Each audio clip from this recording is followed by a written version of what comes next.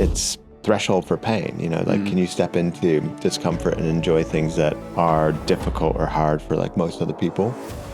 I feel like a lot of 9 to 5s feel quite risky. I'm not there and thinking that the 9 to 5 is too risky. I think pretty much you can do absolutely anything that you want in life. Like if you focus on the right things. I think the majority of people focus on the wrong things. Here's a simple way to look at it. You have ordinary and then extraordinary, right? I've always said to myself, you may be smarter than me, but there's no way in hell you'll outwork me. You told me when we first met about your near-death experience. It feels like somebody's like sitting on my chest. I start getting nauseous, and he's like, we need to land the plane immediately. He's having a heart attack. Wow. Just remember looking up at the paramedic, looking down at me, and I just said, please don't let me die. I have a 5-year-old son. Do you think that founders and entrepreneurs can actually have a work-life balance? No.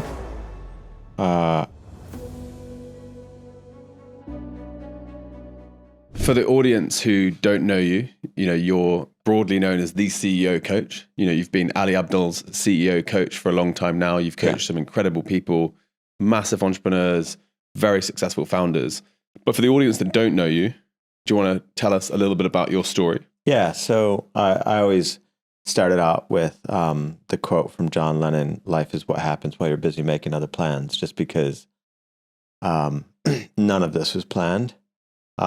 I'm just kind of like, I smell opportunity and go with the flow. So I was literally I was at a management and organizational behavior class at my university, and it was a visiting professor from Stanford. And I only took this class because I was like, wow, Stanford, I'm going to learn something from somebody who's way more intelligent than me. And I remember in the class, he said, if anybody is going to get a job at the company that I'm going to profile next, I'll fall out of my chair. And then that made me pop up. I wasn't really like paying that much attention. And then he profiles this company, McKinsey & Company. I was like, the hell is McKinsey? I have no idea. And then I find out gold standard management consulting. Like, what is management consulting? Anyways, but like the 800-pound gorilla in that sector. And so I just went up to him after the class and I was like, look, I'm going to get a job there. And he's like, well, I will fall out of my chair then. And I ended up I did get a job at McKinsey. Incredible start for my career. It gave me like a really good business foundation. It was like a bit of like an equalizer in terms of like a pedigree thing for me. So I was in the Chicago office for a while, then in the Oslo office, and I'm half American, half Norwegian. Then I was using Skype, given its Scandinavian roots, like a little bit earlier than most people. And I looked at that and I thought, wow, this is going to be big. And so I knocked on their door, figuratively speaking, and said, hey, can I join the team? And they said no. And I was like, oh, I don't like that answer. And so 3 months later, I said, can I join the team? Like, you just applied. I'm like, yeah, but I think you're not thinking about things correctly. I think you do need somebody with like a business background. Here's why. Yeah. And I got my foot in the door, and then spoke with them and ended up, becoming a member of the early team at Skype and helped with the blitz scaling of that. And then, we had this big exit to eBay for a few $1 billion. Literally, so after that, I'm literally sat on I'm living in London now at the time. I'm sat on my sofa and I'm just hungry. And I'm like, man, I miss burritos. And so then I go online and I'm like, are there any like burritos in London? And there's like none. And I'm like, maybe that's my next thing. And so I thought, I'm going to build a burrito and taco restaurant. And build that, and that becomes like Zagat #1, rated. Becomes like the public, favorite or whatever in terms of the brand and the food, and it was incredible because obviously I'm from London, and so like we just used to eat at your restaurants all the time. Yeah, and I suppose what is the comparable in America? Is it Chipotle? Yeah, so that was the model. Yeah. That was the business model. I was like, okay, that model works as a delivery mechanism or whatever. And then we just, I was very inspired by still am, but yeah, everything that Richard Branson had done. Mm. And I was like, okay, so what does he do? Like often he goes into already well-established industries where, he's the underdog and he wins through brand, culture, a proposition that just like resonates more with like, say, the people or whatever. So I was like, okay, we're just going to do that same thing. And so built that. That actually did not end well. So, I went from experiencing kind of unicorn success with Skype. And this goes back to like threshold for pain. So that was like a 13-year journey. And in our 12th year, there was massive restructuring going on in the restaurant industry. You remember like when all the delivery platforms came in, and so the whole economics of the industry changed, and we had like several leases that we were trying to get out of that we hadn't yet built, that we were trying to get out of as a result of like footfall patterns changing and everything, basically deemed that they wouldn't be profitable anymore to open. And then of course we couldn't offload them because nobody else wanted them because they were seeing the same patterns.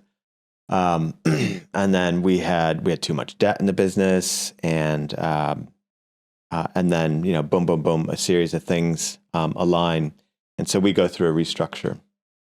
Come out of the restructure, we were able to shed some of those leases, and we're like, whew, okay. So we come out of the restructure. I think we're close to, like in dollars, about restructured into a company that had about like a million a year in, EBITDA.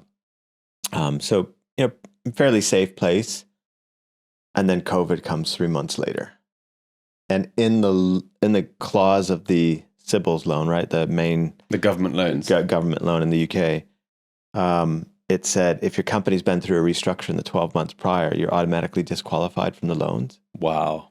And if you're in the hospitality industry or the travel industry during COVID, with zero government support, like boom, it's a death sentence. So you couldn't even do things like furlough? No, we could do that, but we couldn't qualify for like the massive, we had no working capital support or, any of that. So the whole thing went up in smoke. And I had migrated already to like a board position at that point, but it was still like painful, right? To see something that you had built over a decade. Yeah. And it's just like, poof, gone. But then I thought, okay, well, what do I want to do next? And various like CEOs and founders had been coming to me over the years asking for advice, either because of like the McKinsey time or the Skype time or, the Chilango time. And so I thought, well, I need something to do next, stay busy. And I thought, okay, 2 days a week, I'll coach and mentor CEOs and founders. And so I started to do that like Mondays and Tuesdays. I moved to Portugal from London, and then started to invest in some of their companies as well. And then all of a sudden, like just kind of rebuilt from a wealth point of view, like to a point that was higher than actually we were ever before. That's wild. And we had, some good outcomes, from, especially with Skype, for example. So it kind of, like I said, life is what happens while you're busy making other plans. It just kind of like proves to me that I think pretty much you can do absolutely anything that you want in life, like if you focus on the right things. And that's like the key point, because I think the majority of people focus on the wrong things. And you told me when we first met about your near-death experience, which seemed to be like a real wake-up call in your life. Is that before Chilango? No, it was during Chilango. Yeah. This is like 2010. And I board so I'm returning. So had a business trip in Spain, was returning to London. And like shortly after the plane reaches cruising altitude, I had not been feeling well though. Like, honestly, like for the whole 6 months prior to that, I've been noticing like pains, like, in my jaw and in my chest. And I just kept like, putting it off to like stress or whatever, which definitely was like one of the components. And so we reach cruising altitude and I just start to sweat. It feels like somebody's like sitting on my chest, start getting nauseous. my friend and colleague Lewis is sat next to me, and I'm like, dude, feel my arm. And he feels my arm, and like the look on his face was just like, and Lewis says, it feels like your arm's been hanging in a meat locker. Was it freezing? Like ice cold. Wow. And I thought it was just me, like in my own head. But it wasn't the case. And then he jumps over, runs to a flight attendant. Flight attendant asks if there's a doctor on board. Doctor rushes over. As in a passenger? Yeah. And then luckily for me, there was a doctor on board. Oh my God. Doctor rushes over, like takes my vital signs, and he's like, we need to land the plane immediately. He's having a heart attack. And I thought, like, when you think it's like game over like that, lights out, it's like, and then if you're 35,000 feet in the air, you're like so far away from any help that you know. Yeah. So you're thinking in that moment, done, right? And I don't care how strong you are, like, or how strong, because I consider myself a pretty, tough person in terms of, especially in terms of like, mind. Man, you become nothing in a moment like that. Like, and I thought I was, because my heart was beating so, it felt like I could feel how faint it was. It was just like, boom. Oh, Christ. Boom. On a plane as well. And I was like, man, that feels like a flickering light that's about to go out. And I just remembered, I kept thinking, please, like, just fly faster. Like, the descent felt like an eternity. And so they emergency land. And there's like an ambulance on the airport runway. I like Googled after, how much does it cost the airline for an emergency landing? And it was something like 150,000 or something. And I was like, I only paid 1,500 for my ticket. So I thought, like, that's not a good deal for them. Although they probably have insurance, right? So, yeah, so they take me off on a stretcher into the ambulance. They administer nitrates right there in the runway to open up the blood flow. And I just remember looking up at the paramedic, looking down at me, and I just said, please don't let me die. I have a 5-year-old son. And those were like the first words out of my mouth.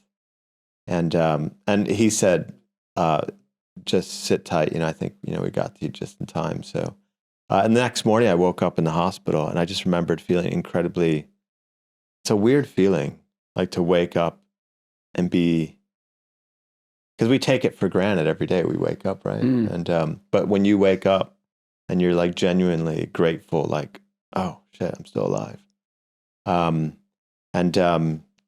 Yeah, and that started, like, change didn't happen right away, but it was like a process, and I realized that. As in change in your perspective?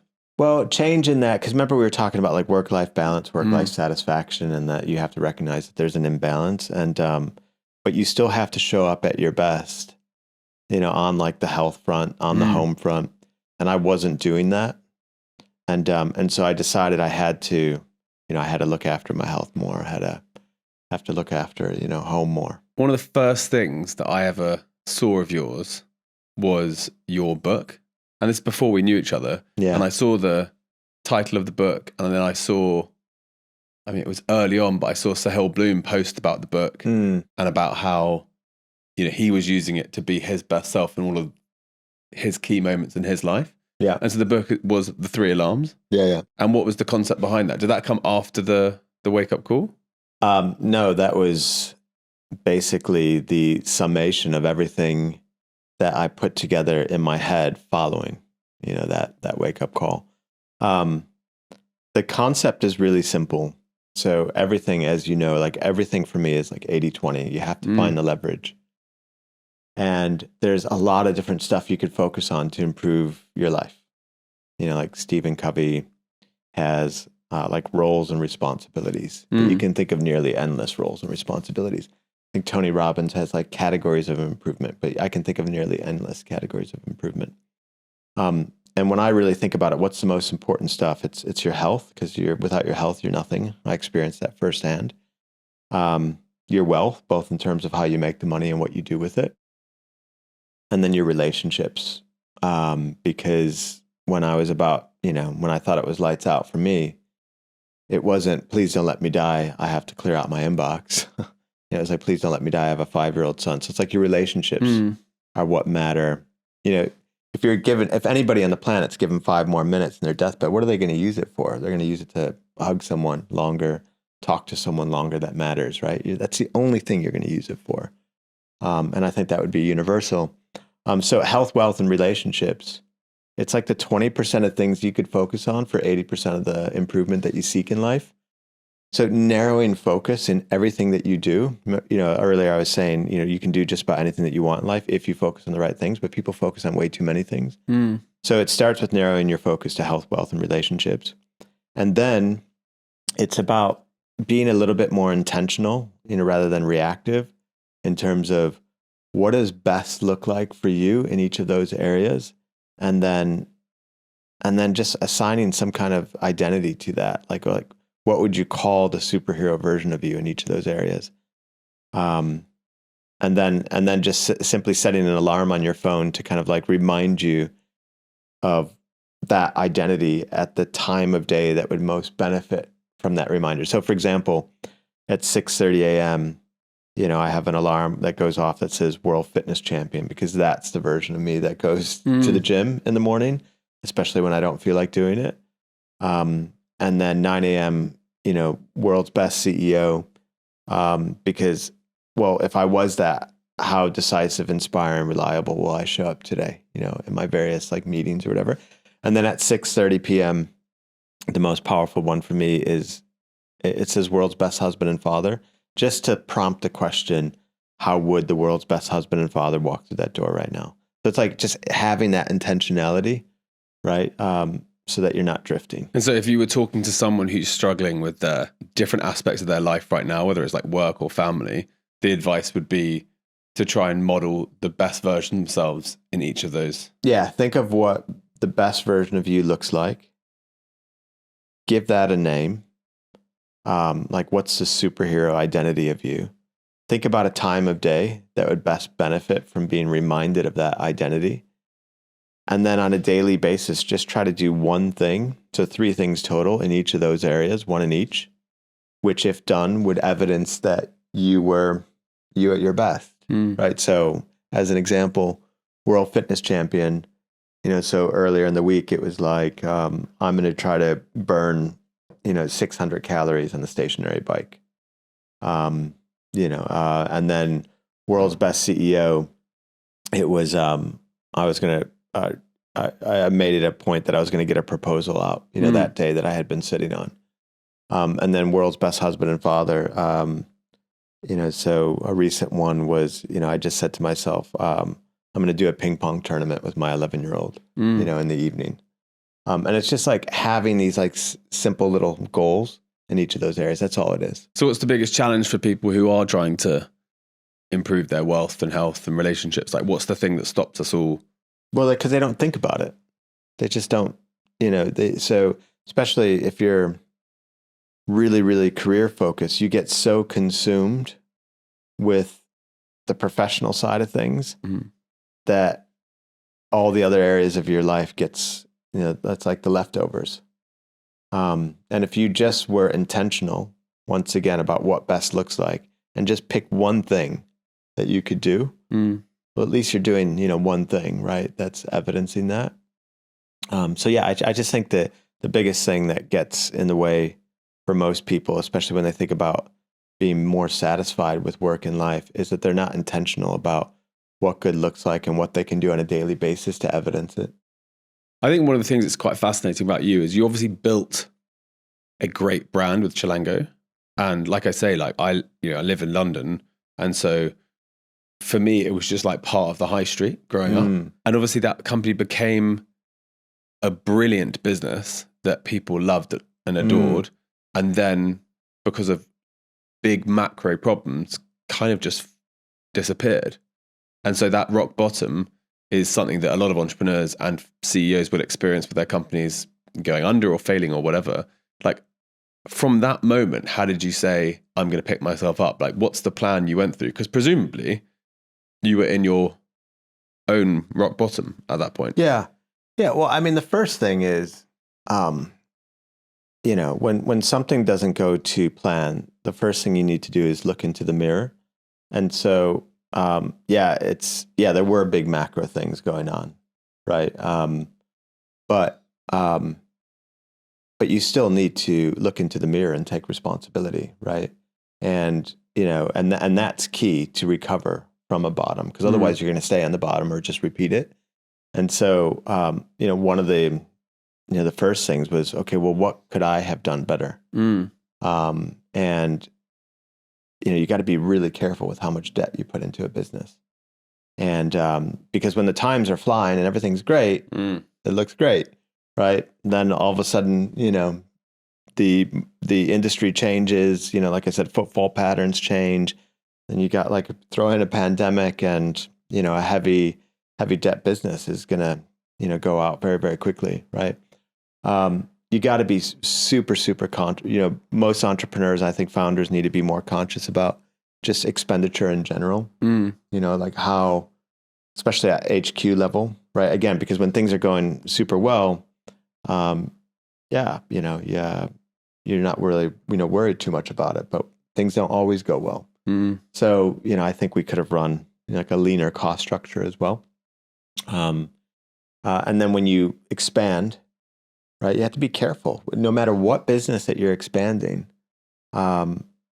it's easy to, and we talked about this with our creator businesses now, right? It's easy to want to do a bunch of things at once. Yeah, totally. But we know now from experience, no, hang on. Focus on, where's the 80-20, optimize the hell out of that, then move to the next bet, right? And that's the first thing is when you hit bottom, make sure you're not just pointing outwards, and also point inwards and ask yourself, what can you be doing better and differently?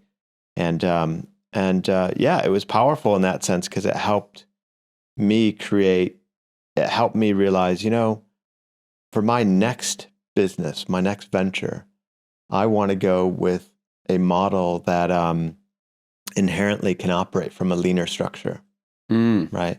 And that can make money with much less investment, and virtually zero upfront risk. I think that is a bit of advice that new entrepreneurs never take on.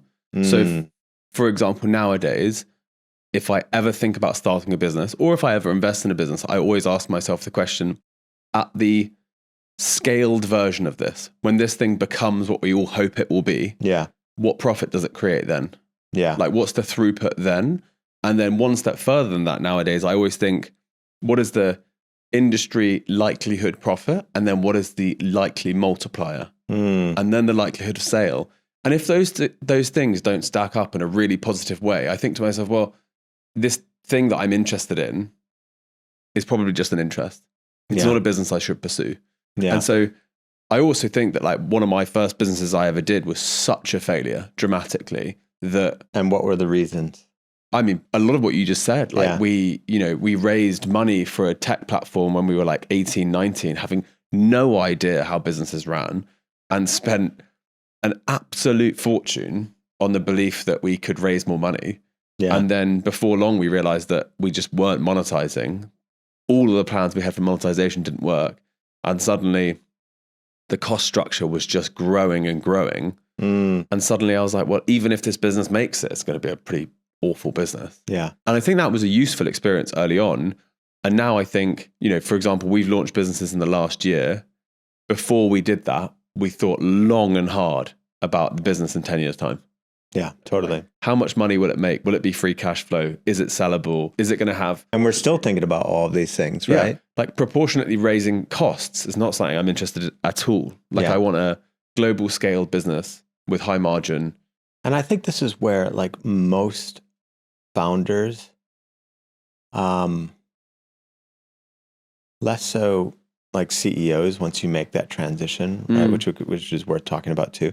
But most founders, they, look, the number of cases where you have an incredible exit from a business that basically wasn't profitable, that's like fantasy land. Yeah.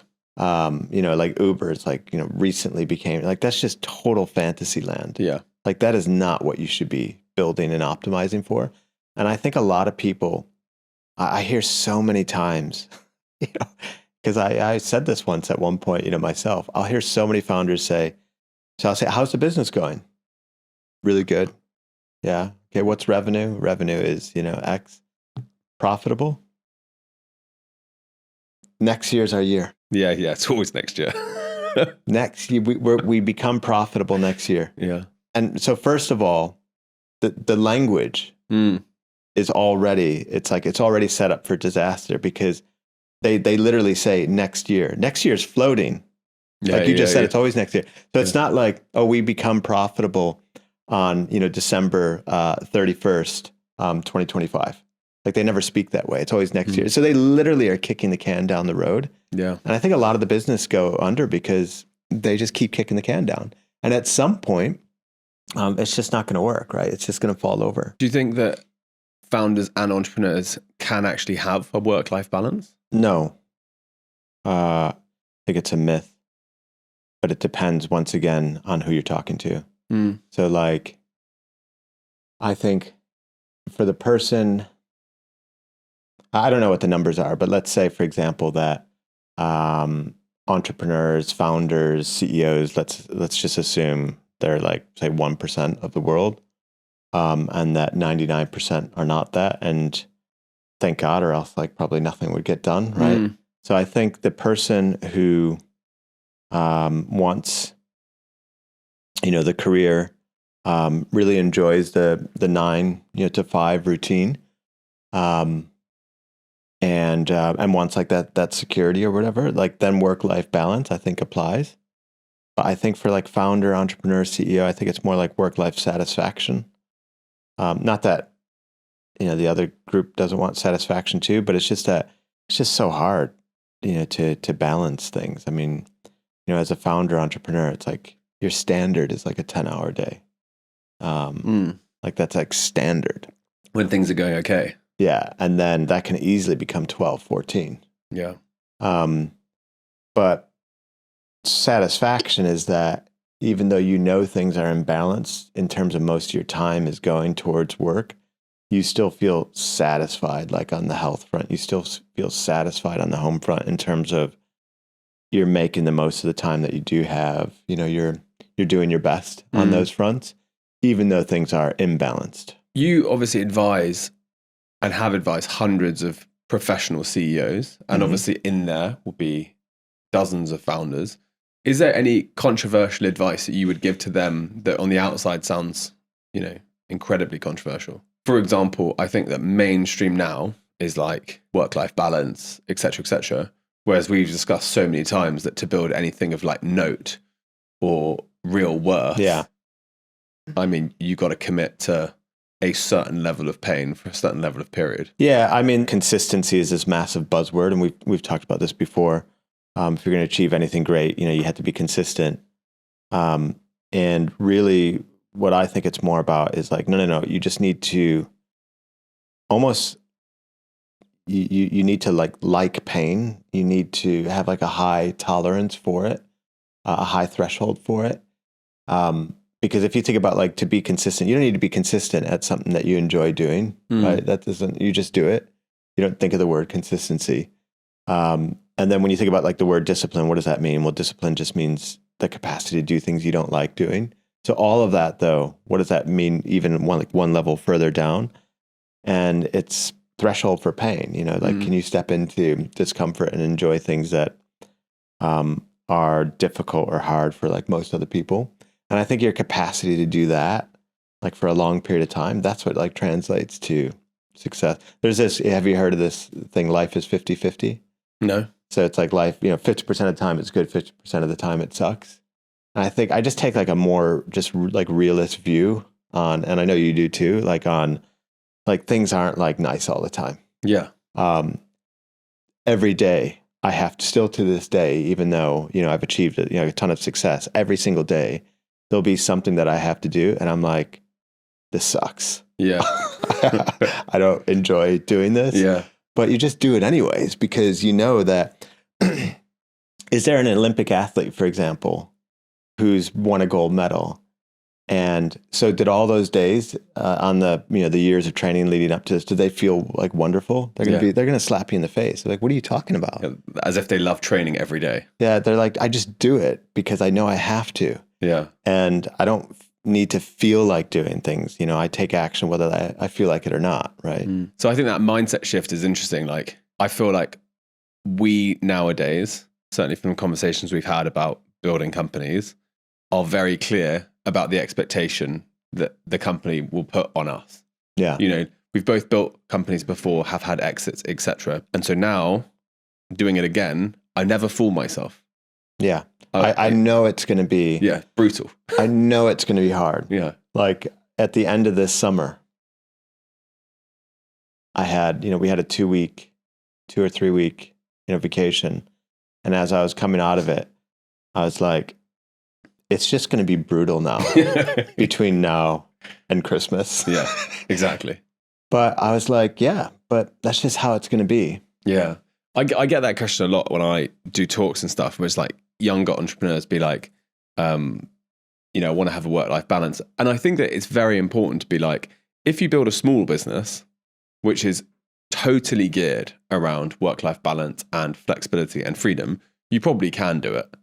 Oh yeah, but that comes down to like, but what is it that you want to build? Yeah. And what I don't believe is, like I said, there's nothing wrong.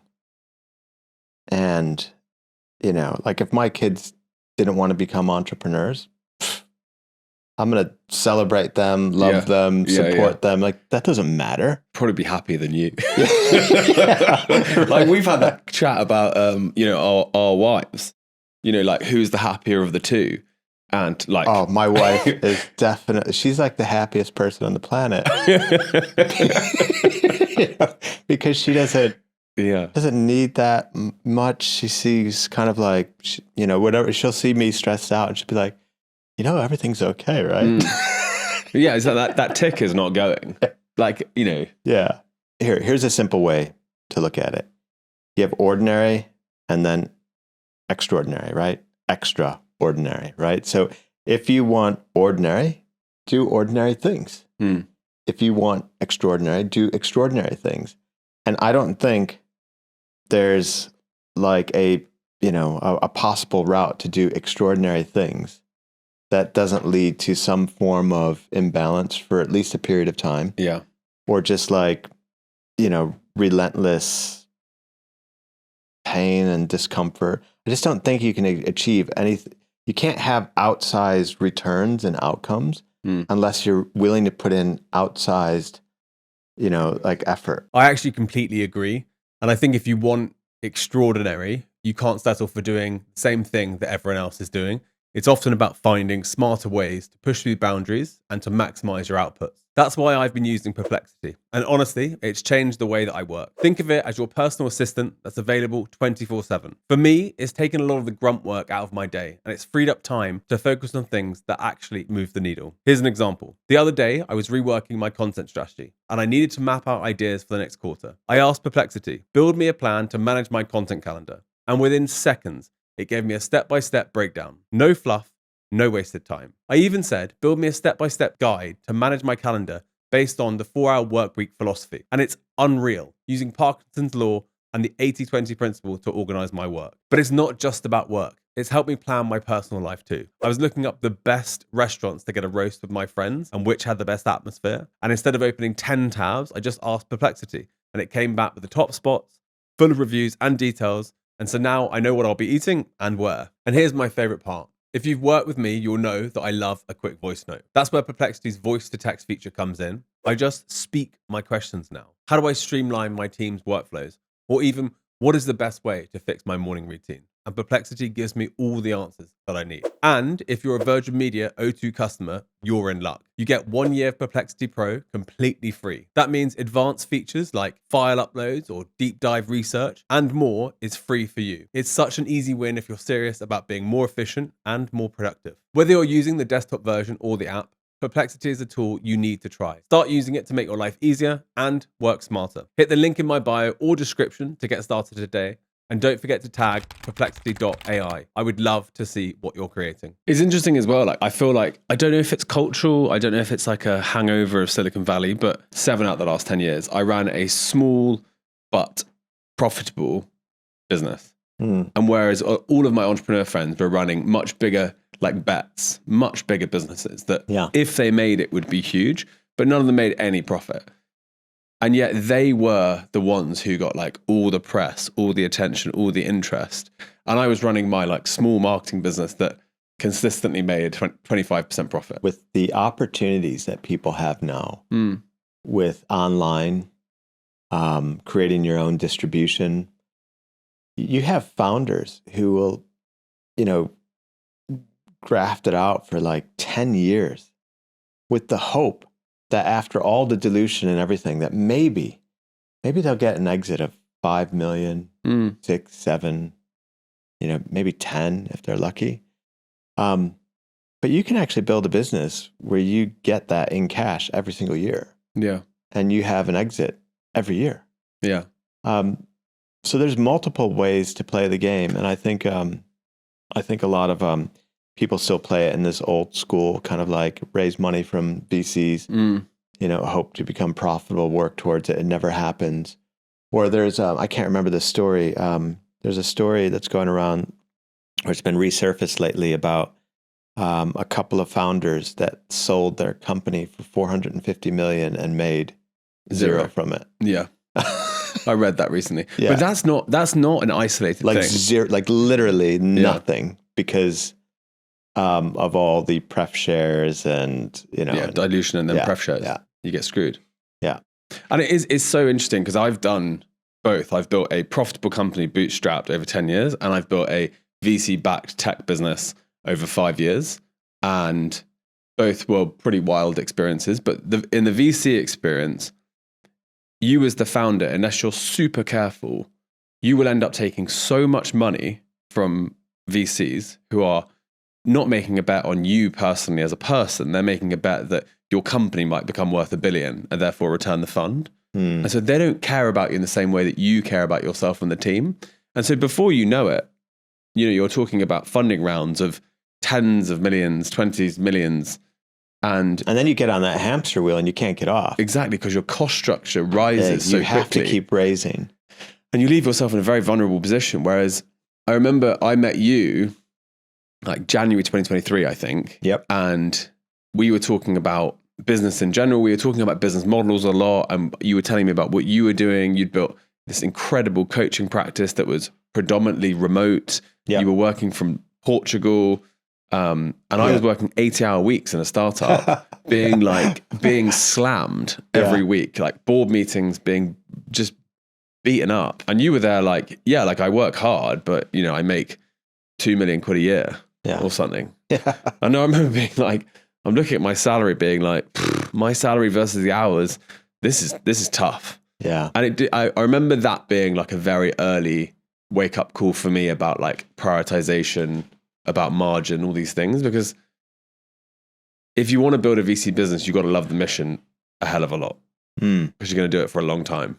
Totally. Yeah. And it's hard, it's hard to break free from it. Right. It's like, it's hard to get out of the cycle, but yeah, I mean, the best thing that happened to me was seeing like the unicorn success and being part of that with Skype. Seeing things go up in smoke, working with tons of other CEOs, right, and founders to like really understand all the various business models out there, to be able to arrive at, okay, here's like a really, really good model for me that fits, with my background, expertise, what I want from a lifestyle point of view, and from an income point of view. And then that's blossomed. You talked about like the CEO coaching and mentoring, but then investment opportunities come along. We've started to co-invest in things, and that's also a direct result of. I mean, we haven't even talked about this yet, but you mentioned January 2023, right? Yeah. We get to, and And that was prompted, I remember I reached out to you because I was thinking, there's something with this LinkedIn thing. And then I noticed you were posting, and I was like, okay, this guy's also like, seasoned entrepreneur. He's clearly trying to figure this out. So am I. Or I mean, I had said at that time, I would like to try to figure it out. Yeah, right? yeah. I didn't know what I was doing. It was early days. Yeah. And then boom, we both like pretty much in lockstep, build, what will soon be, 1 million followers each, right? In like 2 years. Yeah. And then that audience, is leading to so many different like business opportunities for us, right? I think obviously we've kind of been studying and working on this idea for a long time, which is if you control your own distribution and you have a following of incredible people who are super valuable, and I think our audiences are, you can look at them, but it's like super senior. It's like CEOs, founders, senior people in companies. It's never like junior people, all from like the UK, the US, like Australia, all the right demographics. You think to yourself, right, well, if you control your own distribution and you build high scale products of high value to people versus any business we've been involved in before, you can make phenomenal. I can't even compare. Yeah. Like it's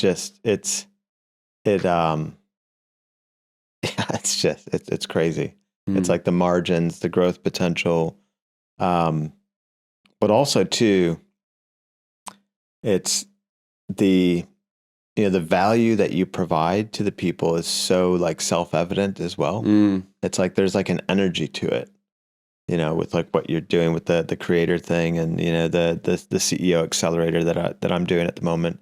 Like there's like a huge energy to it. Like people feel it, they experience the results, and that feedback loop. It's so motivating, right? It's like you do a talk online, you could feel the energy. Yeah.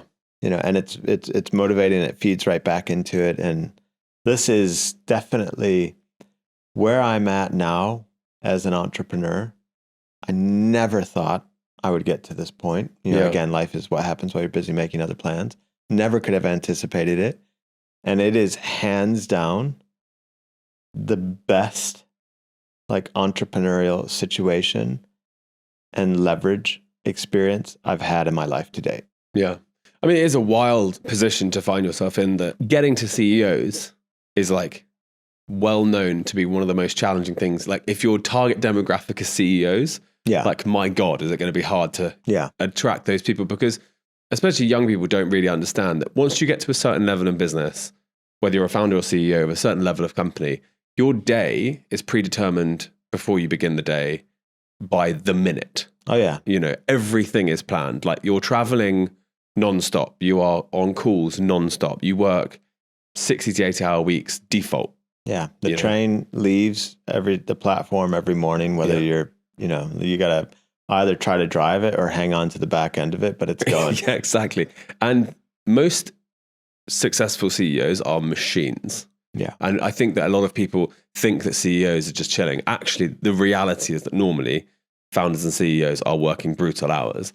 And yet you find yourself in a position where world over, you are training hundreds of the world's most successul CEOs in this, online format, which is the most impressive thing in the world. Yeah. And it's, we've both been, founders and CEOs, most of our career. So we know the game, like you just said. You're so time pressed, and the online format's actually perfect for them because they don't have time to go meet a group somewhere, but they do have time to go on to Zoom, right, and learn something quickly, get their questions answered, and it's and there are a lot more, say, founders out there than there are CEO. And we actually have both groups in the CEO Accelerator, founders and CEOs. And they are different. But it is, I think it's worth the differences required between a founder and CEO. I think it's really, really important for founders to know what those differences are. so for example, even if you don't want to sell your business, there's huge value, right, in designing your business so that it can be sold, because it just leads to better decisions, better ways of structuring it. And for a founder to recognize what it takes to actually cross that chasm from founder to CEO, which is, what I had to do in my own journey. It's just, useful knowing, for example, like as a founder, well, we were talking about like sports earlier, so that's like a good like analogy or metaphor or whatever. So, when you're a founder, and if it's a football game, you have to go out onto the pitch and like you're playing striker, you're playing goal or whatever, right? You can't do that as a CEO. You can't, like when's the last time you watched like a Premier League game and you see the coach run out into the pitch and play a position? Like that doesn't happen. And that's really, really hard to be able to step back and like become the coach of your team and like really become more like the conductor in the orchestra where, you're connecting the dots and making sure that people work well together rather than actually doing the stuff yourself. That's a hard transition for a lot of founders to make. But if you can do that though, you're going to end up building, a more resilient, better business as a result. So one of the things that you and I are doing nowadays is trying to actually group together incredible entrepreneurs and founders who are doing the same thing. Yeah. And I feel, I said this to you at the beginning of this sort of journey that the challenge I've always had is I'm so time poor, and I don't want to spend forever traveling to things. I don't want to spend forever, trying to network. Whereas what we're now helping people do is we're sort of grouping incredible CEOs, incredible founders together psychographically. So, they're going to, work well and gel and have the same ambitions. And it comes from that thing that we've always said, which is us working together on the shared goal of like building profile and building these companies has been the biggest example of 1 + 1 = 3 ever. Oh yeah. Like us walking in step is like, I will help you with anything you're doing. Not when we weren't even building together at the time. That was just like as friends and peers. Yeah. And so, and you need that. My God, you need that. Like I push you, you push me. And so now helping these groups of CEOs and founders find that in their lives has been so powerful because it's so lonely in that role. Totally. It's like the Jim Rohn quote, you're the average of the 5 people you spend the most time with. Yeah. And that only needs to be one person, like for example, like what we're doing. But unless you have somebody who's going to push you to be better, who's going to, the moment you kind of reach a summit, on a mountain and you do like one of those, you need the person who you look over the horizon and then you're like, oh, fuck. They've reached the top of that mountain and it's even higher than the one I'm on. Yeah. And you just, you need that, right? I mean, that's that's, competition. Like what was it in Formula One with Senna and Prost? They were like constantly, at each other, and that competitive tension was like super important for both of them. Yeah. Right. So you need that. You, right. You need that. And I think you're right. I think like a lot of well, this is one of the things that's really, so with the CEO Accelerator, when I launched it, I thought, look, okay, this is just going to productize the one-to-one coaching and mentoring that I was doing, which is like totally not scalable, and open it up in a curriculum format, right? Because it's like a 12-week program, as you know, that people go through. And with the cohort that's in there right now, they're like, look, the master classes, the curriculum, like that's like 10 out of 10, like truly world-class, awesome. But the community and the chance to talk to each other and the support you get from it, that's like 11 out of 10. Yeah. It's like this like extra benefit that I hadn't even like properly, assessed or appreciated. Yeah. So I think, and it's like just a complete side note too, but it's like, it kind of makes sense as well when you think about, I think this is particularly important as more and more, as the world becomes more and more remote, like we have to remember, what does it mean to be human? And like, even going back, like, how is it, for example, that, we're not the strongest, like animal on the planet, but yet we're the most dominant. And one of the key factors is because we're social, right? We're social beings. We work together. We perform better. The sum is always, bigger than, than the parts sort of thing. And so again, if you are a founder or a CEO or just even a solopreneur. And if you're doing it alone, I mean, it's lonely by default. And if you're doing it alone, your chances for success are going to be significantly less. I've even experienced it in my life. And I think people sometimes get you're the sum of the five parts a little bit wrong. Like the way I run my life is I have my incredible friends outside of work and we don't talk about work. We just have fun. Like it's just great friends that I have so much fun with and I always try and see and keep up with and so forth.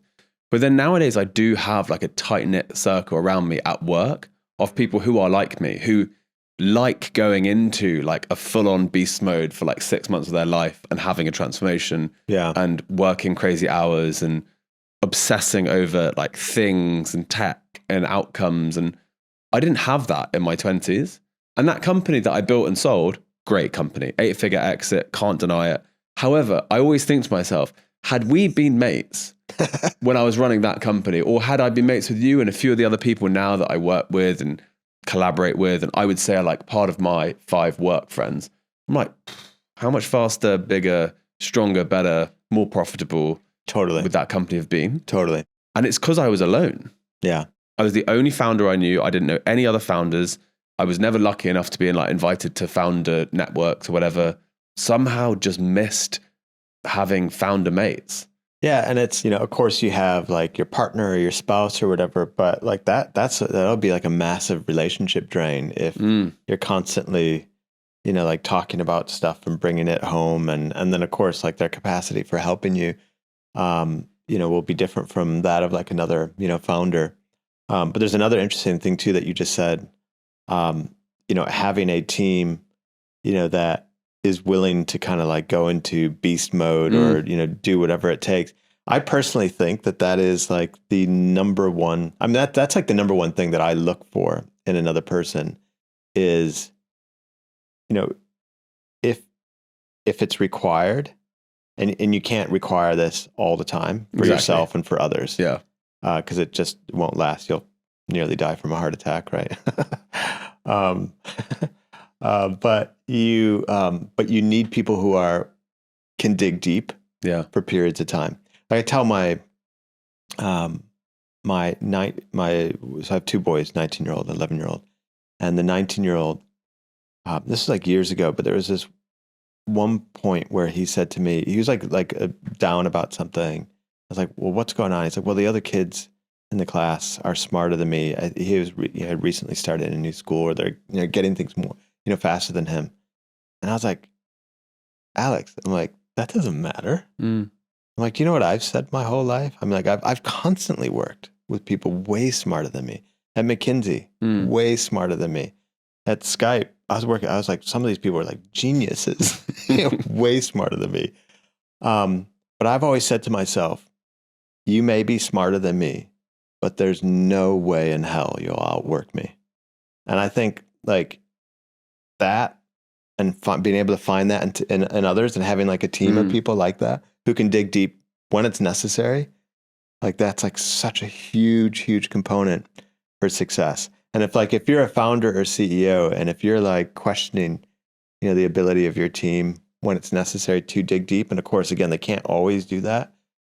Well, I don't know then. So how does a founder actually put together a robust business plan? Because as we know, you're not going to spend forever writing a business plan, and that if the company is successful, or at least even if the company exists for a year, fundamentally it will change and pivot and transition. And so what would you say to the founder putting together their first plan? So I'll tell you what I don't think you should do. I don't think you should like spend a ton of time hacking away at the keyboard writing a 30-page business plan.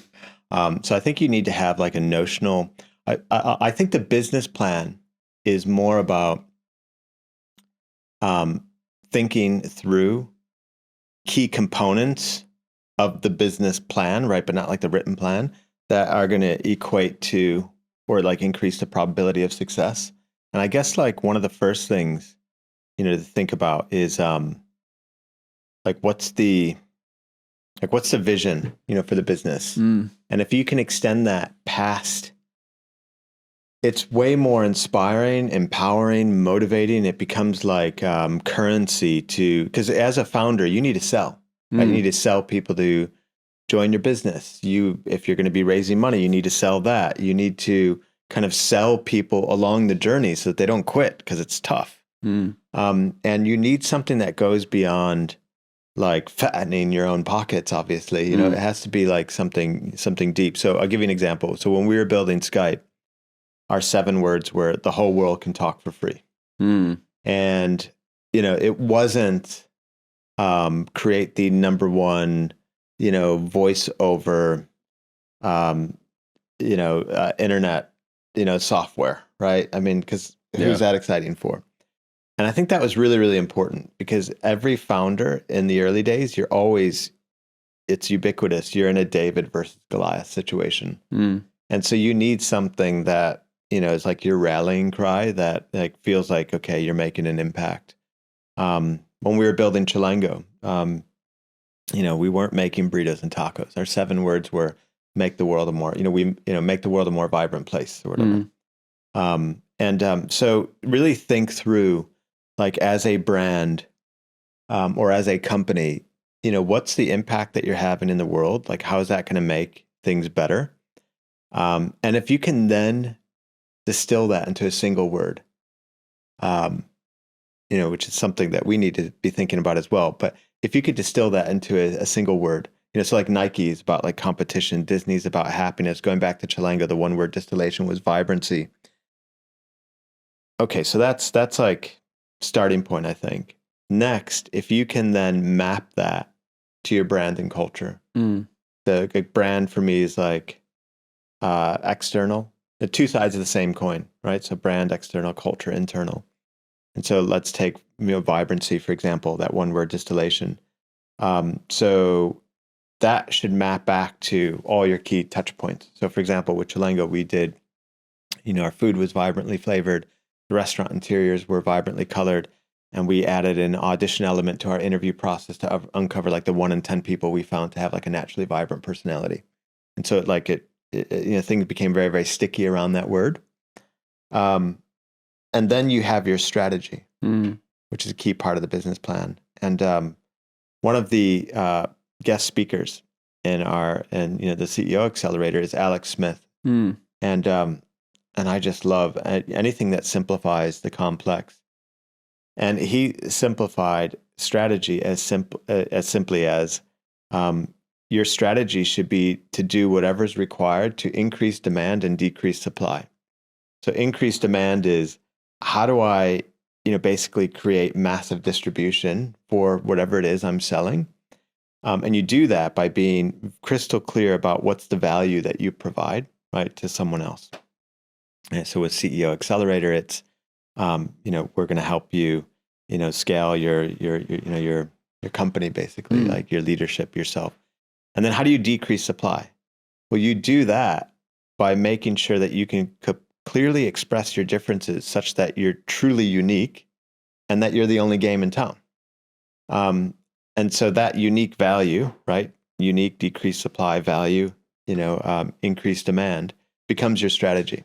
So again, with CEO Accelerator, it's, I always say, for example, when I'm coaching a new CEO or founder, I'm like, look, I know you want to scale the business, but that's the hardware. And if the hardware is to operate correctly, you got to code the software correctly. And the software are 2 other pillars that you need to scale in parallel to the business. And that's your leadership. Are you leading as well as you could? You crossing the chasm from founder to CEO?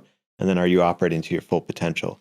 So uniqueness, again, just using it as an example with the CEO Accelerator, is that it's this intersection of company building, leadership development, and peak performance, right? So it's unique in that way. So you have your, what's the difference you're making in the world? Why does that matter beyond the P&L? Can you distill that to 1 word? Can you reflect that externally through the brand, internally through the culture? Can you come up with a strategy which is going to increase demand, decrease supply? And now we get to execution. And to bridge the gap between strategy and execution, there's really only 2 things that help scale something from an execution point of view. And it's people and systems. And so with people, where most founders and where most CEOs go wrong is that they get overwhelmed when they think through how to do things. And it's like, again, that's not your job. You don't have to do everything, but you need to be the head coach and figure out who are the star players. Mm. And so if you, Dan Sullivan has, and Ben Hardy, they came out with, I mean, this is just how I've been hiring, all along, but it's nice when somebody kind of coins it in a phrase. And they, the title of their book is Who Not How. So instead of when you want, so the first thing, when you want to build something new, do something new, is think, well, who do I have to hire? Yeah. Who, because if you think about the who's that come packaged with the hows, then they'll do those things for you. So taking that who, not how approach to figure out how to execute the strategy with the right people in the right places, super critical. And then systems, you have to constantly look for ways in which you can like automate things, consolidate things, do like the boring stuff, to keep things, going. So for example, one like core system that every company needs is you just need like a quarterly, like offsite routine, where it's like leadership decides goals, you co-create them, the teams figure out, okay, what they're going to do in support of those goals, fed back up to leadership, signed off, agreed. All like the end cap for that is a town hall where it's communicated to the whole organization. But those basic things often aren't in place. So yeah, that's how I think about like, the basic components of like a, business plan, I guess. The business plan I put together a year ago, I tried something that I've never done before. I don't even know where I saw it or read it, but I said to myself, I think founders give themselves the benefit of the doubt a lot of the time. And they give themselves like a very positive slant on whatever they're creating. And I thought to myself, if I make a business plan where I actively say, I don't believe in this thing and I don't like this thing and I'm not going to give it the benefit of the doubt, like, will it still hold up to being a good business in the long term? And so I remember like writing on a piece of paper, is it naturally scalable? Like, would someone recommend it? Like once someone's done it, would they speak positively about it? Yeah.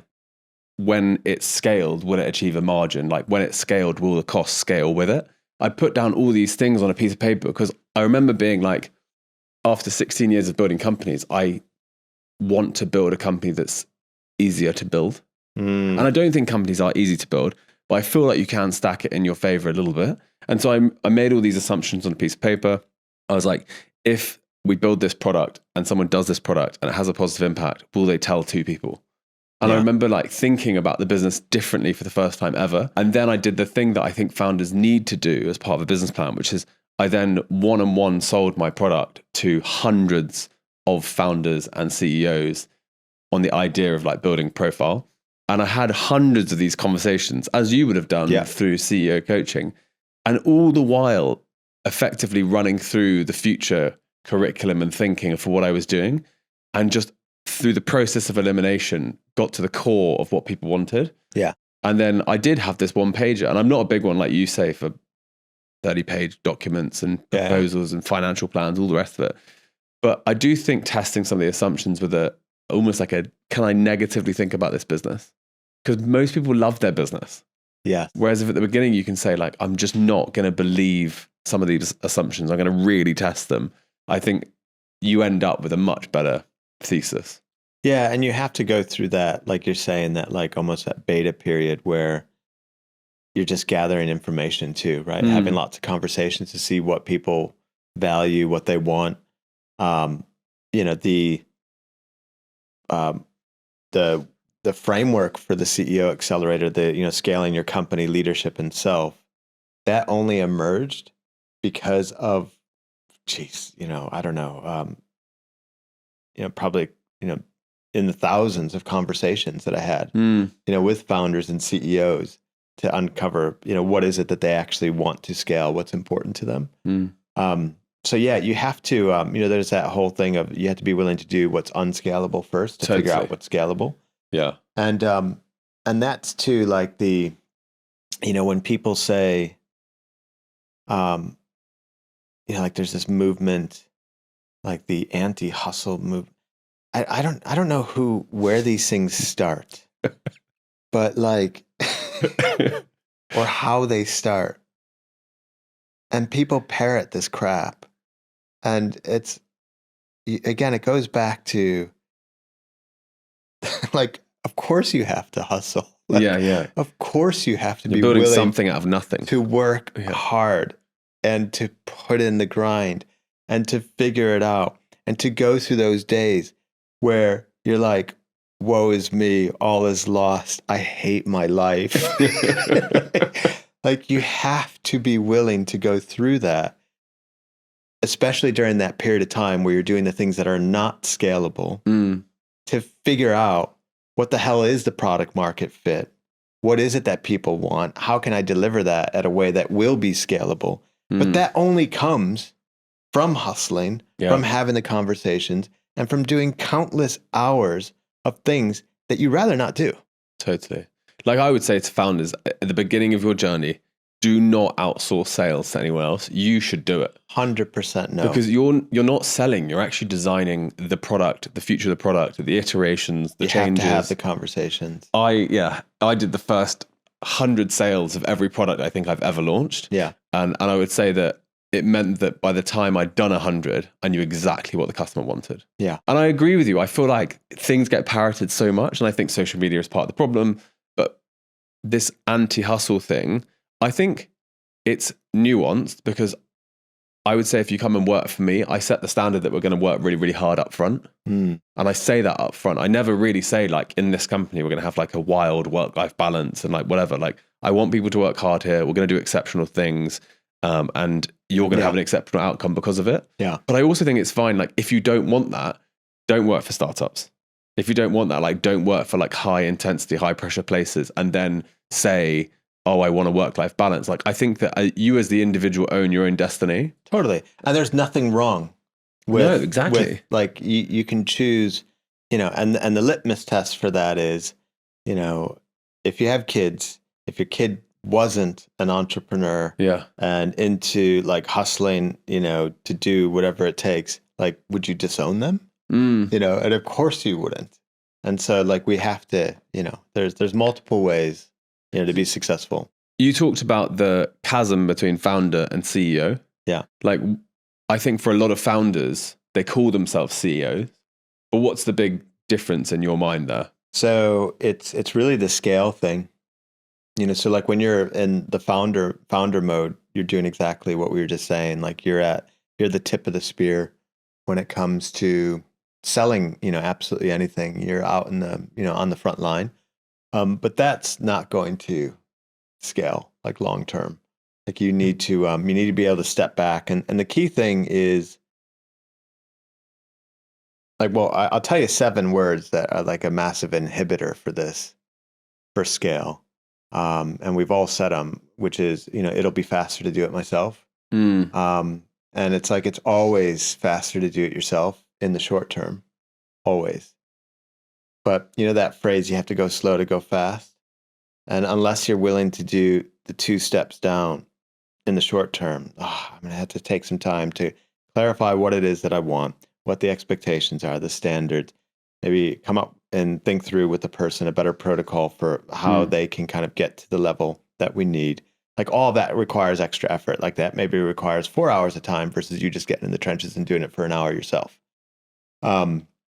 But unless you do that, like, you just never get out of the trenches ever, and then at some point your head is sitting there above the trenches and sniper picks it off. Yeah. I think the biggest mistake, like from a phrase point of view, I see a lot of small business owners say, so they're sort of founder CEO types, is like, I wish the team was as good as me, or I wish the team worked as hard as me. And I think that, but that's on you then. Yeah. Right? It's but like, I also think it's like, you're strategically thinking about the business wrong if that's what you're coming out with. Yeah. Because you should be saying to yourself, I know that the team will only work this much because they don't own the business. Yeah, exactly. They're not going to be at the same. Why would they? If you're at 100, just relatively speaking, like, best in class will be 80 or something. Right? Exactly. Yeah, I mean, so one is basically learning how to getting comfortable with delegating. But to delegate, you need right people and systems, right, to enable that. Also to changing the way you delegate. So like kind of amateur delegation is like delegating a task. Pro delegation is like delegating the outcome that you want, so that it prompts autonomy in the individual to think through what are all the sub-steps necessary to deliver that outcome. So for example, we're talking about like LinkedIn, it's like, come up with a post schedule for the week. That's delegating a task, right? Come up with a monthly campaign for LinkedIn that will lead to, a total of 2,000 webinar registrants, across these 4 dates, leading to an outcome of like, 100 sales or something, right?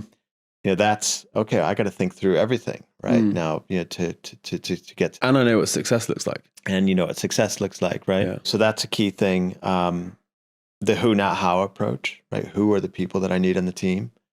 But also too, just like confronting your own deficiencies. When I was a founder, I knew I wasn't a CEO. And I've always been a big believer in like setting like big, ridiculous goals. And my coach at the time said, "Oh, there's this CEO of the Year award. You should go for this." And I thought, me, CEO of the Year? Like, that's not going to happen. But the seed had been planted. Right. And then I was sitting there thinking, going back to the earlier when I was talking about when I heard about McKinsey, right? At that lecture in university, I was like, oh, I need to get the job there now. You got CEO of the Year, didn't you? Well, and so I was like, oh, damn it. Now I got to win that. And that was, you need to have like, we talked about business plan earlier. Yeah. One of the most powerful things you can do with a business plan is just have like, what is that massive goal that you're going for? And the goal needs to be, because you can have goals that like feel like you're being pushed into action. But if the goal is truly magnetic and it like excites you, it's like it pulls you into action. And so with that as my goal, I was like, I'm going to win CEO of the Year. I got a year to do it. And so what I did was I cut out the first hour of the day. And I was like, that's my CEO of the Year hour. Like that is like where I'm going to be leveling up from a skill development point of view, thinking. And I literally went around, I interviewed other top performing CEOs to try to like decode their success. What do you think drove your success? Created my own development plan, confronted my deficiencies. So my deficiencies at the time were I wasn't very reliable, like not like relentlessly reliable. Like I would get stuff done, but I might be like late on delivering it, show up late, like all of these like examples of like not being fully reliable. I wasn't as decisive as I could be. I would like analysis paralysis, overthink things, didn't prioritize like say speed over precision decision making. A few other things as well. And so I basically created this plan to work on these skills. And lo and behold, I remember sitting at the awards dinner and then they're like, yeah, and CEO of the Year, at the UK, Business Excellence Forum. And it was like Eric Partaker. And I was like, huh. Look at that actually happened. Look at me. I was not expecting it, right? I mean, secretly was, right? Because it's like, why did you go for the goal otherwise? It's a good lesson though. Like having big goals is very important. And I think a lot of the pushback you get on that from a company perspective is like, I'll always say I'm doing less and less of it now, but whenever I was advising founders, I would say, you should get your company to the point where it's incredibly clear that you could sell it for a target amount. Mm-hmm. Not that you have to sell it, but that you have to get it to that point, because it gives you optionality and it also gives you like a brutal focus. Because if you don't care about the amount of profit you make in a year, the company can drift. You can drift.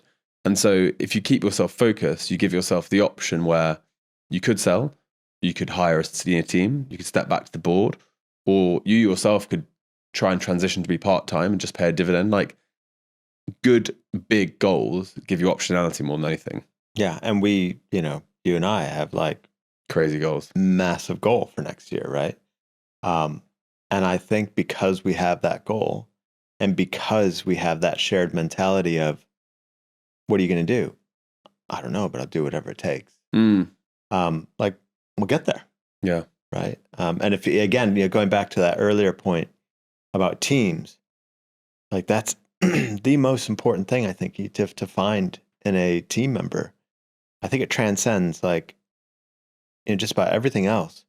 It's like, do they have the ability to just figure, stuff out and do whatever it takes to, cross the chasm from A to B. So you've worked with some of the world's best leaders now in your time as a CEO coach. What are the qualities that make a truly great leader? A lot of the things that we've been talking about, right? Do they have, the vision for what success looks like? Do they have big, tangible goals that relate to that vision? Can they communicate those goals in a way that inspires action, right? That rallies everyone to that better future, right? That you're trying to create. Can they structure and organize things in a way that, the goal achievement is going to be profitable, right? Because it's so easy to build an unprofitable business. Yeah. It doesn't require much effort at all. Yeah. And then, can they dig deep? Do they have a high threshold for pain? There's this concept of Nassim Taleb wrote this book, Anti-Fragile. And it basically, talks about how there's actually some things, in the world, in the universe that actually benefit from stress, chaos, disorder. Like an example would be, so we have this that goes on in our bodies physically, right? So it's like, how do you build an immune system? You expose it to germs and bacteria. How do you strengthen a muscle? You stress it. Like nobody goes to a gym and says, I'd like to get into the best shape of my life. Can you please point me in the direction of the most comfortable weights? like this doesn't happen, right? Yeah. So we get, right, and this is such an important leadership characteristic or quality. We get that in our bodies, right, that you have to, do like these uncomfortable things. So it's like if you can get that upstairs mentally. And so the concept of anti-fragility is simply that. So again, our bodies are anti-fragile, whereby the more hits you take, obviously to a degree, the stronger you become.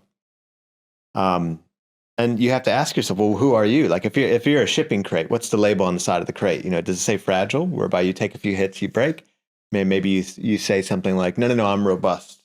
Okay, by definition, you're strong. At some point, you're still going to break.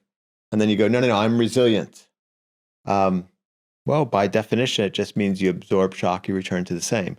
The true opposite of fragile is anti-fragile, once again, whereby the more hits you take, the stronger you become. And again, our bodies do this. That's what strengthens the immune system. And so I think that's like one of the most important traits to develop. And we talk about this in the CEO Accelerator. We actually teach people how to become anti-fragile, from a mindset point of view.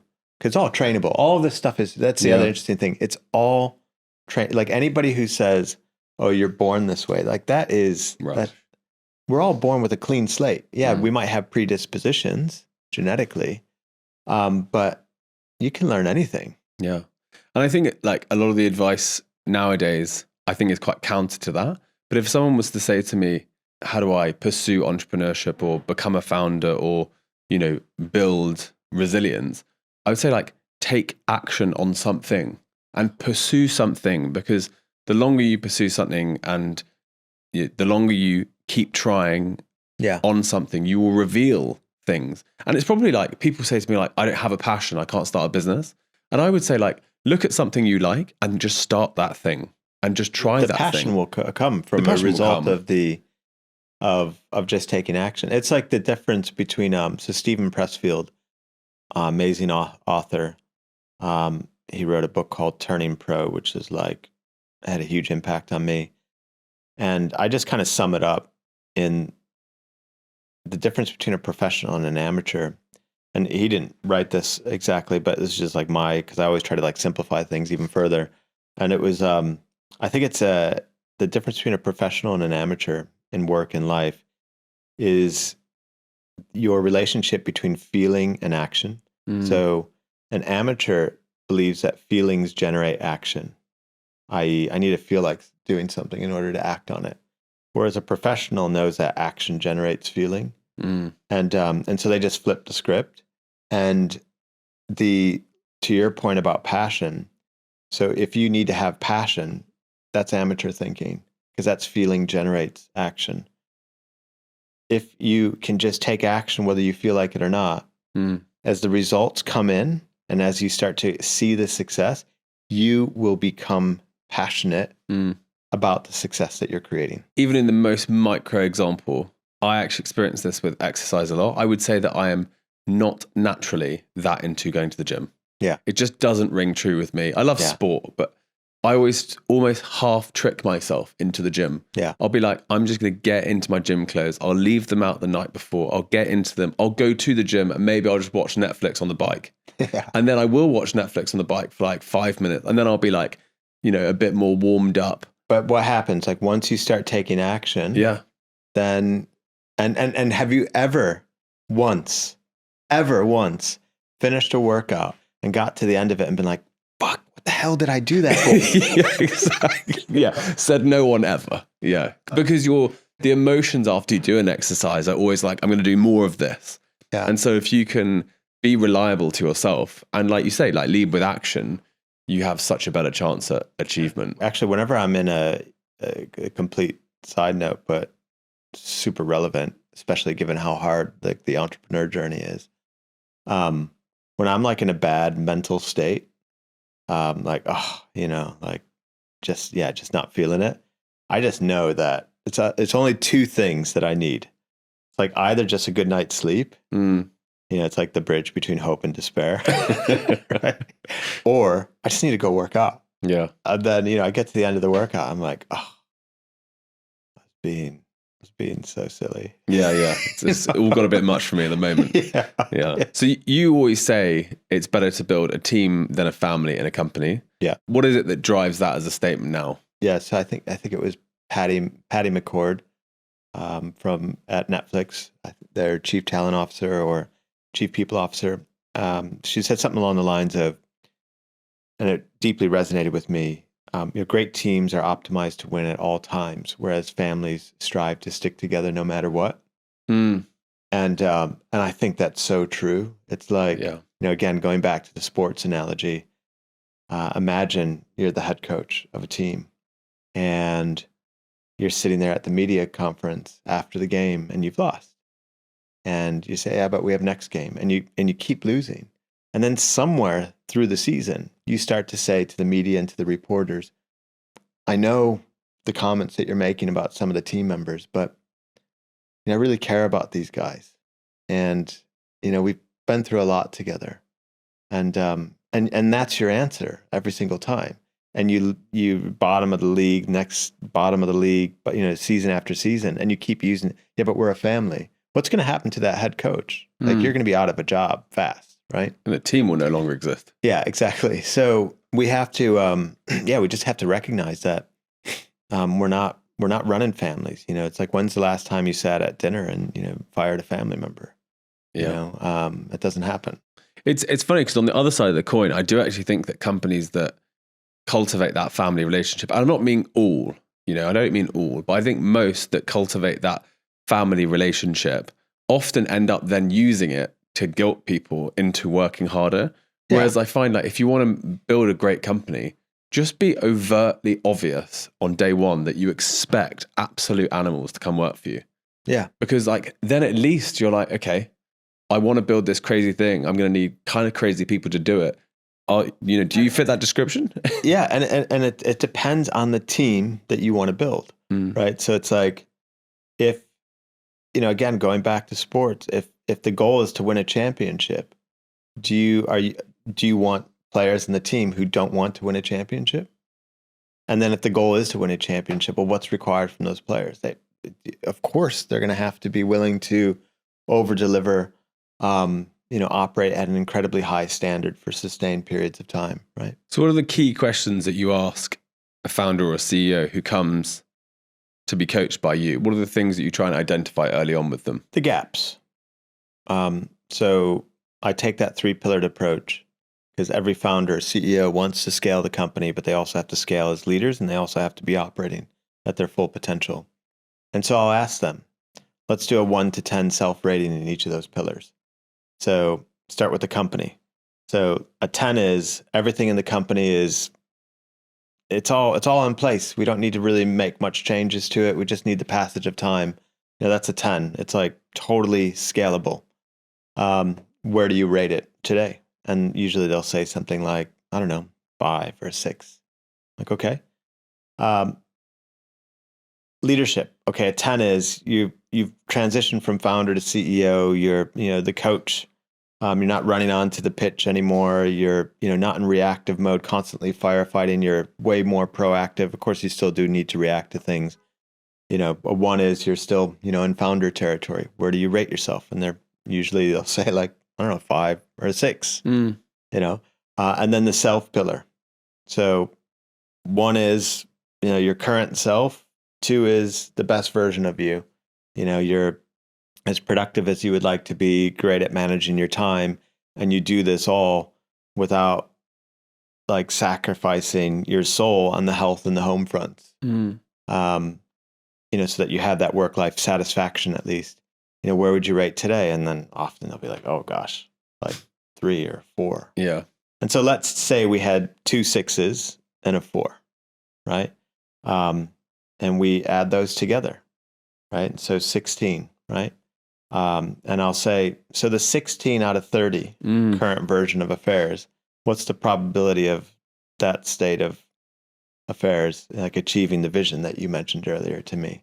And do you think we might increase the probability of you achieving whatever that vision was that they stated if we could get those pillars up to say 8s out of 10? So we're like 24 out of 30. And they kind of unanimously agree that, yep, sounds like there's some work that needs to be done. One of the things that I think that you've helped me with enormously over the last couple of years is truly identifying how 80-20 works. Yeah. I feel like I am instinctively an 80-20 thinker, but since I have, I suppose, practiced it, I now think about it before I do the task. Yeah. And I think that where's becomes the 80-20? Yeah. Exactly. Where's the thing I can push, which is probably technically going to take not that much time for the biggest outcome. Yeah. And so I presume that's the ultimate skill. Yeah. That's the ultimate skill in everything. And how do you practice that? Okay. So Chilango, I had come out of a tech business.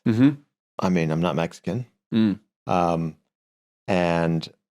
I don't know how to cook. Right. I remember doing this cooking spot, by the way, on national television with Tana Ramsey shortly after the first rest. I had no idea what I was doing. On TV? Yeah, on TV, yeah. I was just, I literally, there was this moment where, we're putting stuff, I sound like a chef. We're putting stuff in the pot. Yeah. And like spice, we're cooking what's going to be like this sauce for these beans.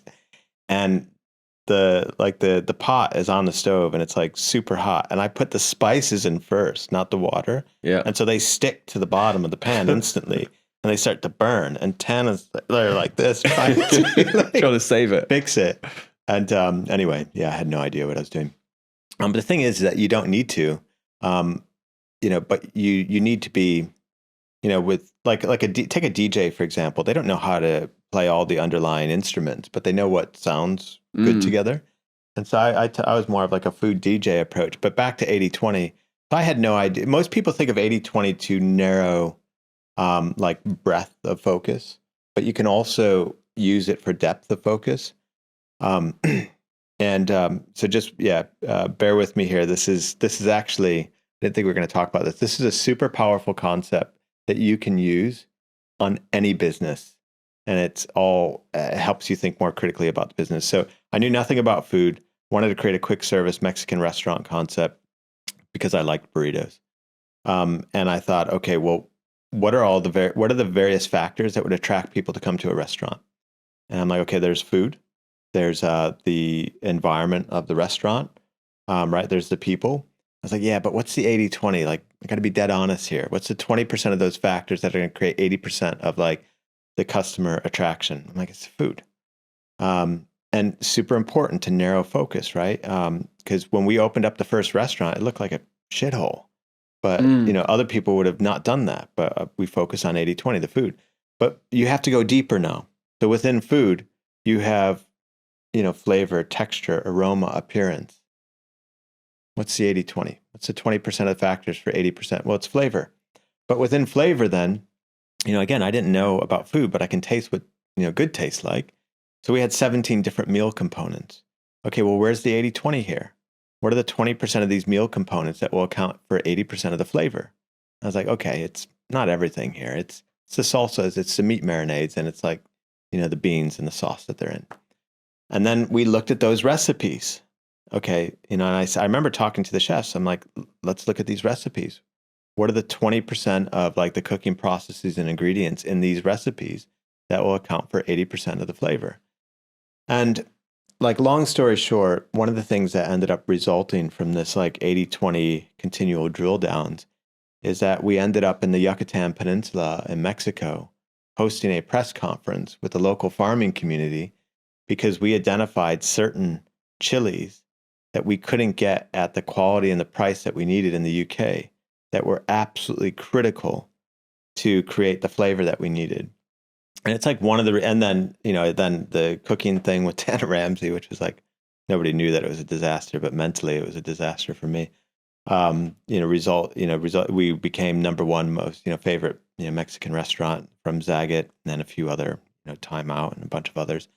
But all of that resulted from using 80-20 to identify what was most critical and continue drilling down to like the most, it's like you're funneling down further and further and further. So that's like using it to get like depth of focus, much almost like a marketing funnel. Yeah. I suppose that the thing I think in most businesses they struggle with is demand generation, leads, and new clients. Yeah. And I think that in the most simplistic form, you can apply 80-20 to lead generation. Totally. Because presumably companies do dozens of different marketing activities. Yeah. But if you think to yourself, what are the ones that fundamentally result in lead generation? Can I go deeper on those? Well, so take what you and I have done, right? We've 80-20'd social media. But what does everyone else do when they go onto social media? They play the 100 out of 100 game. I need to be everywhere all the time, omnipresence. That's crap. Like, that's not what you should do. Yes, maybe you can eventually get to that point. But instead, what did we do? We said, where you have multiple social media channels that you can be on. So they start with demand generation starts with, what is your ICP, right? What's your ideal customer profile? Second question, if you're thinking through the lens of social media, is which of the platforms do I find that ICP in the highest concentration? LinkedIn. Okay. Then you go on to LinkedIn and you ask yourself, okay, what's the 80-20 here? What are the 20% of posts that lead to 80% of the engagement within that ICP? And that changes, as we both know, with the algorithm. But, at one point it was like carousels, another time it was like infographics. And then you have different viral components within a post. Yeah. You have the hooks, you have the captions, you have the multimedia image. What are the 20% of those that are accounting for 80% of the engagement? And that's how we both have like nearly 1 million following each in less than 2 years. And it's funny because I think that so many traditional business people would and have said to us before, this strategy like won't work, or like your audience is like too broad, or what have you. But nowadays we find ourselves in a position that in 2 years we've both built big audiences, but specifically on LinkedIn, 1 million people each who are the most difficult to reach ICP in the world, founders and CEOs. Totally. And that's why now, without any marketing spend, we can both promote our products, sell out our products, and do it just through organic content. And so my advice to most entrepreneurs is, if you can go deep on something like LinkedIn, and maybe it's different for different ICPs, but if you can do that, have sole focus on one platform like we did, like master it, and then move to something else. Yeah. Because if you're going to try and do everything at the same time, the platforms are annoyingly so nuanced that like LinkedIn and the time that we grew that amount changed so many times. Yeah, totally. And you have to just adjust the 80-20 lens. But it goes back to the very start of the conversation. You can achieve just about anything that you want, provided you focus on the right things. And most founders and CEOs focus on the wrong things. And 80-20 is a simple way to like find the leverage in whatever you're doing, and double down. Like everyone is ultimately selling a product or a service. But what are the 20% of those product/service attributes that account for 80% of your customer satisfaction? And are you developing those components to a world-class level? Because you can be like crappy in the other stuff as long as like the 80-20 stuff is world-class. The other thing that you helped me with a lot was understanding where my time was going. And then I suppose using 80-20 to work it out. So I find like when I speak to entrepreneurs and founders, they are doing so many things that they find it's better or cheaper or quicker if I do it myself. But by the very definition, if you're filling up your week with all this kind of rubbish or admin or whatever, then you have no time for the high leverage stuff. No time for the high leverage stuff. So you can't think properly. You can't go deep on lead generation. And actually, if you were to hire someone, you know, who costs a certain amount to do all of those administrative tasks, you buy yourself back thinking time. Yeah.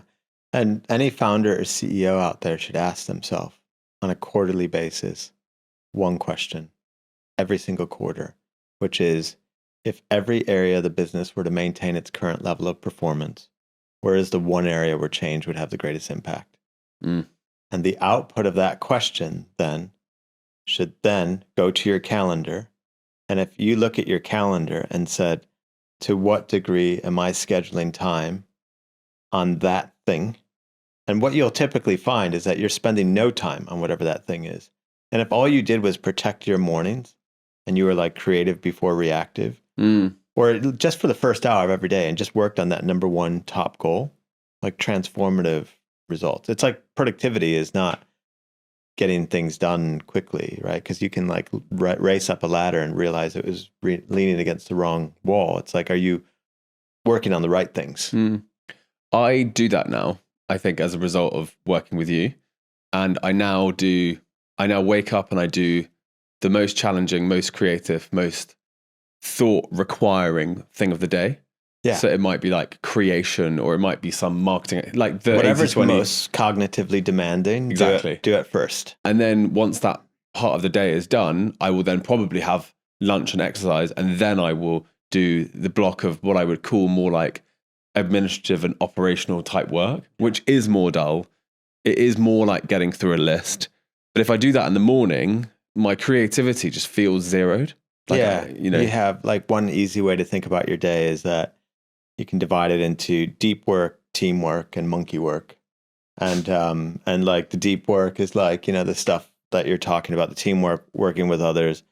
And it's like, the monkey work is just like, we just have to do it, right? It's like the little admin-y things that you still have to do at some point, or following up on a few emails here and there, and just trying to batch it together is a good way to do it. So how would you actually summarize yourself in one sentence? I'm the home of the second chance. I know that, it might sound a bit like, I quite like it, fluffy or whatever, but I think everyone wants a second chance. Everyone wants a second chance in life. They want a second chance in business. I think it's universal. And it's like, and it's a nice mission, to help people like step into that. And the reason I think we all want it is because nobody gets it right at the first chance. Nobody. We all screw up. We all have failures. We all think like the world's going to come apart. We all think that I'm not going to recover from this. We all think, damn, how did I screw this up so badly? And we all want that second chance. And that's what I try to do, like in basically everything that I do, because I needed second chances. I've screwed up things massively, but you you need to become the phoenix that like rises out of the ashes, you know, and is reborn. And I think, you know, I had to do that when Chilango literally went up in smoke. And if you just learn to embrace failure and learn to look into the mirror and ask yourself, yeah, but what did I do wrong? What could I do better? You will create those second chances for yourself, and third and fourth and fifth and sixth, and you know, so on. I was talking to a group of founders the other day, and I don't know how I ended up in the group, but it was like everyone was a recently failed founder. Yeah. And I don't know how I must have like gone into the wrong room or something, because obviously like I have failed many times before, but it's been a while since I've had a big failure. And I found myself in this room and they were like, what do we do next? Like jump, like about to jump right back in. And one of the things I'd actually say is when you have a failure, I would almost try and go into a period of your life where you just tread water for a bit. Yeah, exactly. Just think, exactly, like, what am I aiming at? Because if I had, like in COVID, I basically lost my business Verb. And like 2 years later, I managed to pull it back out and go again and be successful. But had I lost it in COVID, had it gone under, had I not got government support and it, you know, come back, I would have started another agency again. Yeah. And that would have been such the wrong decision for me. Whereas I went away and I had a really big think. My brother and I strategically talked about what we wanted to do in the future and came up with Lottie that became, you know, a 9-figure company in 2 years.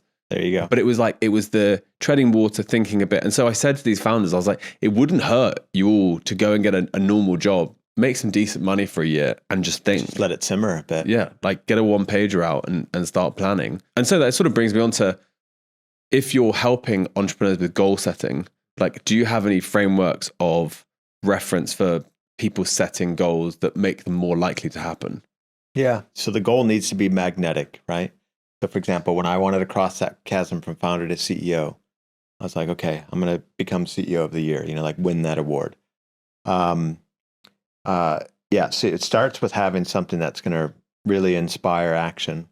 But then you need to rub that up against reality. And one of the most powerful things you can do is just like a pre-mortem where you like die before you die, where you basically, and you can do this with a team as well, where you just say, you know, for example, you say to the team, okay, we have this lofty goal, this thing that we're going for. Let's fast forward 6 months have passed. We actually haven't hit the goal. We've failed. What are all the reasons that would have driven the failure? Because I always believe that like whenever you don't hit a goal, if you would have asked that question at the start of the journey, you could have come up with 80, 90, maybe even more percentage accuracy, all the reasons why you won't hit it. Right. And then if you understand what those are up front, and then you mitigate the risk of those things happening by just working it into like the goal planning, you de-risk whatever the goal is. And so as someone who's been through like incredible highs, like some pretty deep lows as well, how has your own definition of your success now evolved? Like what part of success makes you feel fulfilled?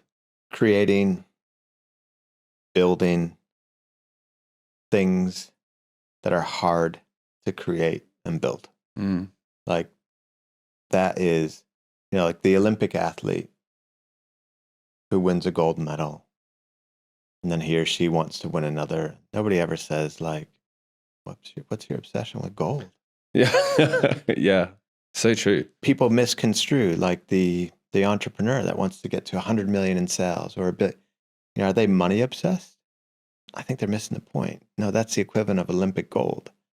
Why do they want to do that? For the money? No, because for the gold? No, because it's hard to do. Yeah. And it feels good doing hard things, like the person who climbs a mountain. You know, if the mountain was a little hill, they wouldn't be interested in climbing it. You know, they only climb the mountain because it's hard to climb. Yeah. So that's like the thing for me, like what we're doing right now, you know. It's a big hill. We're like, you know, top 5, you know, globally out of 1 billion accounts, you know, on LinkedIn, right? That's hard to do. Yeah, yeah. But that's also what makes it exciting. I always find it so strange when, for like at a dinner party, if I was to tell someone that I sold and exited a few companies, they'd be like, "Oh, sure, you're just chilling. Why would you work again?" Yeah. And it's like, I think beyond a certain point of money, I love the challenge. I love the complexity. I love the build. I love the early stage. And the buzz of it all coming together. Yeah, and yeah, like like seeing the different things firing off. And it's like, I'm hesitant to describe entrepreneurs as athletes, but there is an unbelievable parallel between like the pursuit of something quite exceptional and huge parallel. your point about like anti-fragile, I think, is very true. Like, if after selling Verb, I had enough money to stop working. After selling Verb, I was just like, okay, I'm done now. I'm 31 years old. I'm going to go sit on a beach. Can you imagine how like fragile I would have become? Fragile, and eventually you would have gone into depression for sure. Mm. You know, like we need human beings. We're goal-oriented beings. You know, like we're social. We need to do things together in teams in the company of others. We need people challenging us, and we need to be working towards challenging things. Mm.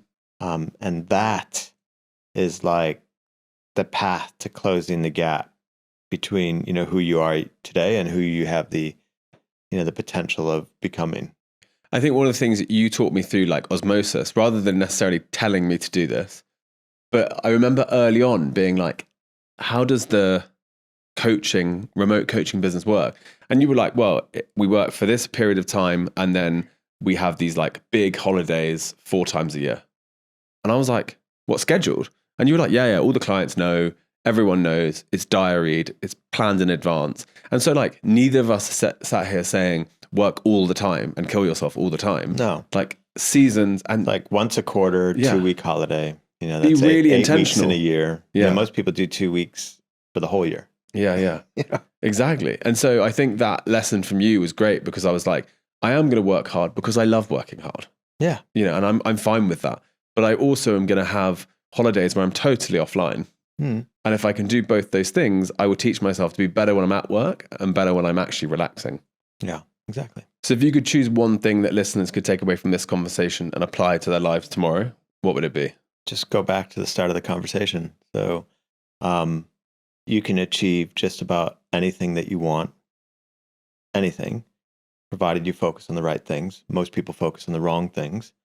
The key is to narrow your focus, but you don't want to narrow, again, on the wrong stuff. You know, use the 80-20 rule constantly. You know, who are the 20% of your team members that can deliver 80% of the results? What's 20% of the proposition that most, you know, deeply resonates with 80% of the market? What are the 20% of the platforms that, you know, you'll find, you know, your ideal customer profile in the highest, you know, concentration?